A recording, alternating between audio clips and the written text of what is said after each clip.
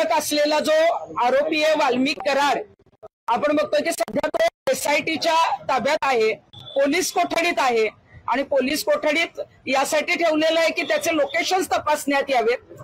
खरं तर जेव्हा ही हत्या झाली तेव्हा महाराष्ट्रभर लोक रस्त्यावर उतरले होते, आक्रोश होता, पोलीस त्याला शोधत होते आणि आम्हाला खात्रीला एक माहिती अशी कळालेली आहे की नाशिक जिल्ह्यातील दिंडोरी येथे जो आश्रम आहे तिथे 15 डिसेंबर आणि 16 डिसेंबरला वाल्मिक कराड आणि विष्णू चाटे हे मुक्कामाला होते आणि 17 तारखेला ते जे आहे ते त्या आश्रमातून निघालेले आहेत.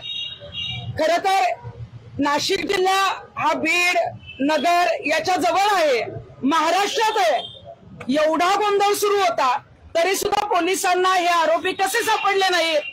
आणि आपण बघतोय की तिथं आध्यात्मिक स्थान आहे, दिंडोरीला जो आहे तो आश्रम आहे, आश्रमाचा जो परिसर आहे त्याच्यामध्ये त्यांना का ठेवलं गेलं? त्यांना आश्रमामध्ये जर वास्तव्य दिलं गेलं असेल तर तिथले जे कोणी प्रमुख असतील त्यांच्यावरही गुन्हा दाखल झाला पाहिजे. अधिकाऱ्यांनी आणि CIDच्या अधिकाऱ्यांनी हा तपास करणं गरजेचं आहे. आणि सगळ्यात धक्कादायक माहिती ही अशी आहे की जेव्हा वाल्मिक कराड पुण्यात सरेंडर करणार होता त्याच्या आधी 2 ते 3 दिवस आधी म्हणजे या जानेवारी 2025ला CIDचं पथक त्या आश्रमावर गेलेलं होतं आणि CIDची पथक गेल्यानंतर CCTV कॅमेऱ्यामध्ये वाल्मिक कराड आणि विष्णू चाटे तिथे दिसलेले आहेत.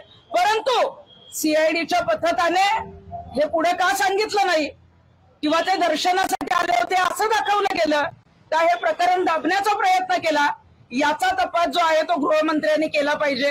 मी गृहमंत्र्यांना विनंती यासाठी करेन कारण ज्या महिलांनी माझ्याकडे ही तक्रार दिलेली आहे त्या महिलांनी सांगितलेलं आहे की गृहमंत्री देवेंद्रजी फडणवीस यांचे सुद्धा तिथे जे कोणी प्रमुख आहेत त्या आश्रमाचे मोरे त्यांचे चांगले संबंध असल्यामुळे हे प्रकरण उघडकीस येणार नाही.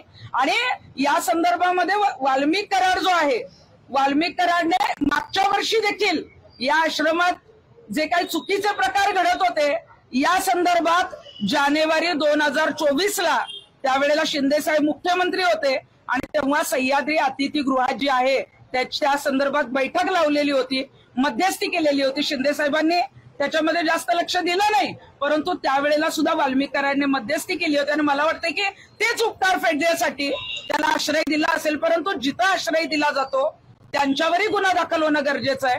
परंतु आमच्याकडे माहिती येऊपर्यंत पोलिसांना हे का कळलं नाही? CIDचं पथक गेल्यानंतर जर त्यांना कॅमेरे दिसलेले आहेत, CCTV कॅमेरेमध्ये फुटेज दिसतं तर बाहेर का सांगितलं जात नाही?